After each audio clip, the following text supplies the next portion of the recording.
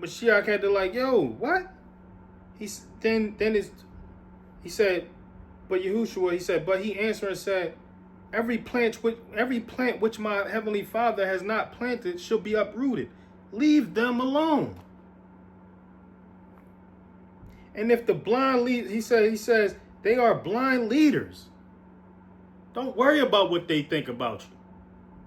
They blind leaders. Leave them alone. They blind leaders. This is where his frustration began. This is when he noticed what that they were worried about what them people thought of him. So this is today.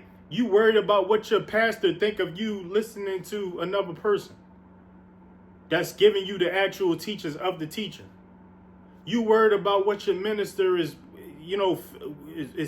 feel about you listening to another person that's demonstrating the demonstrations of the teacher.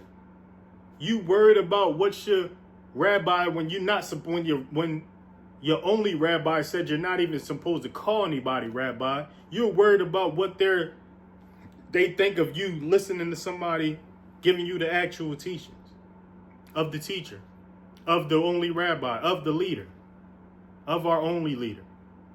You worried about this. This is to this day. So he's saying the leaven. And lastly, what leaven, what influenced this leaven influence, you're gonna see after Mashiach,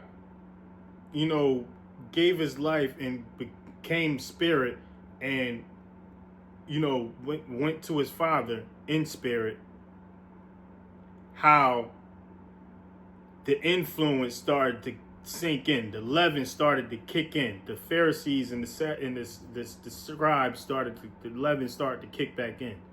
You're going to see that all through Acts. You're going to see that's how Paul came along. And even Paul was from the Pharisees. And how Paul's letters were misunderstood and misinterpreted. And that is in a sense as being leaven of the Pharisees.